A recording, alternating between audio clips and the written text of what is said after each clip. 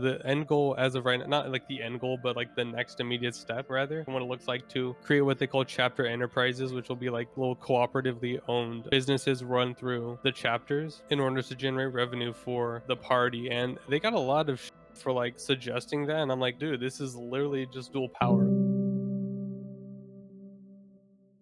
Well, we have to continue Western imperialism, kind of. We have to expand that influence of America to Ukraine. Is effectively what that seems to be the stance on Ukraine, is we have to let them join NATO so that way NATO can have troops or whatever weapons directly on Russia's doorstep, essentially. Yeah. So there's that position. The other thing I would say that's unique to them is the way in which they oppose a lot of the climate crisis per se, but a lot of like this idea of we have to limit our consumption. So in dealing with environmental issues, they don't tend to take this very liberal stance of, well, it's your fault for eating meat. It's like your fault for driving your car too much. Yeah. You know what I mean? Like a lot of this seems to be oriented toward that sort of great reset agenda of like, From ACP, you know, like, or from infrared? I'm saying their stance against a lot like the environmental concerns yeah. from an opposition to the Great Reset. That kind of, I know that sounds schizo, but like that was kind of like a lot of the rhetoric being thrown around when they were engaging more in those debates. That's a big reason they like kind of have opposed a lot of the environmental stuff, and like the more ecologically minded people. It has to do with the sort of tendency towards viewing a lot of that as like more in line with the Malthusian perspective than more like the Marxian perspective, which would have been that the development of like technology will eventually just kind of like we'll kind of like not see this world in which we have to just limit our population and shit like that. So it was like a direct opposition to Malthus at the time. Yeah. And then other than that, those are kind of the main positions in terms of geopolitics: pro Russia over Ukraine, pro Palestine over Israel, anti Green New Deal type multipolarity, pro Dugan. I'm trying to think if there's anything else that should be covered. I guess we could talk about the party itself. So like I said, I'm not really a full member of the party, so I don't want to speak like as, oh, I'm a party member or whatever. What I will say is that one of their tendencies that seemed more interesting to me was the idea that they kind of will only recognize one party per country as valid.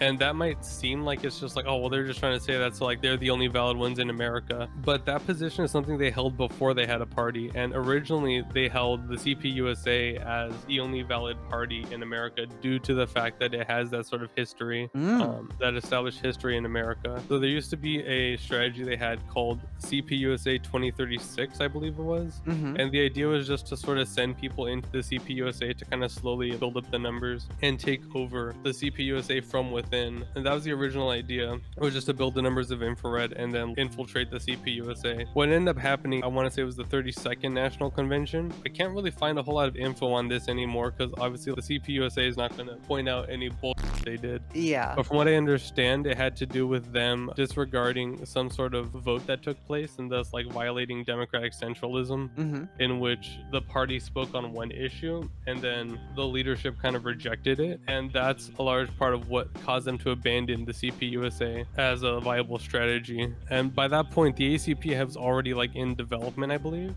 But I think it probably had like a different kind of purpose at the time. Like it wasn't going to be the party that was supposed to replace the CPUSA, but instead was going to be I think just some sort of like other sort of organizing thing, but it wasn't going to be like a party. And I forget kind of like how that all went down at the time. But their main issue with the CPUSA and like a lot of other parties in the US is that they are too based in that sort of electoralism, just sort of, oh, we're going to like support the Democrats as the least bad position, or we're going to do this, or we're going to do that. All that's related to elections. The DSA could like run a fucking candidate every year, like for however long. They're not going to win a major victory for like the socialist struggle, like let alone like win a presidency or something like that off the basis of socialism. Like that's just not happening. Not in America. No, yeah. And at one point, part of me wonders like why the left doesn't like try to kind of organize on more intersectional lines in terms of like, well, just forget about party boundaries, like literally just have different parties working together instead of as these different factions. But it's because like a lot of people on the left view these little differences they have between one another, when fundamentally the left, like the liberal leftists, like agree on like basically everything, where it's all just a reduction of everything down to identity politics and stuff. And then from there it's just a question of who has the most pure vision of like utopia, when Marxism has never created a utopia. That's not the idea behind Marxism. Leninism was never just, oh, we're gonna like do this and then just have this perfect utopian vision. Like it's still a world in which you have to get up and go to work, and you have to like actually do things other than just, you know, smoke smoke weed and be in a polycule or something like that. So, and I think that's the main distinction, is that a lot of people have this very idealistic vision of what communism is supposed to look like, or socialism, and it just sort of didn't ever seem to pan out the way they kind of have thought it would in history, and that's why they reject like every socialist country ever. Yeah. Before I keep rambling, anything you want to touch on? Any questions or anything? No, I kind of just interject as we're going along if I have any. Yeah, okay. Other than that, I guess other things I could touch on within the party. I guess only really other two things come to mind for me right now. One of them would be like the way in which they're kind of like trying to create little companies out of the parties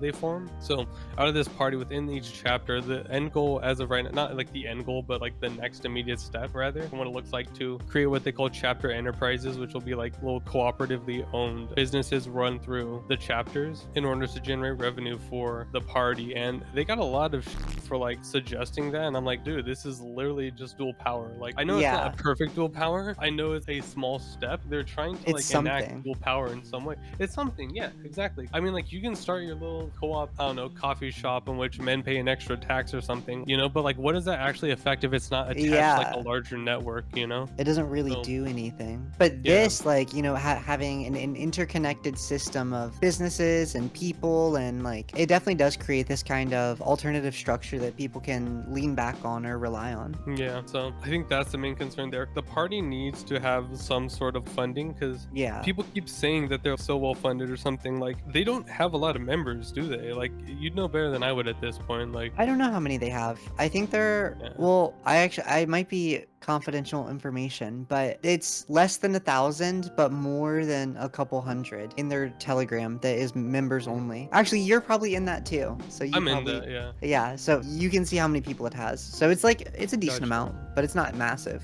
Yeah, and so people keep kind of like throwing out these accusations of they're like grifting, or they're like better funded, and like simultaneously they'll say they're better funded, but also that they're just grifting for money. And it's, they've been like completely pick a side. Like, this is the worst way to like grift for money, like to take the least popular position. If you want to like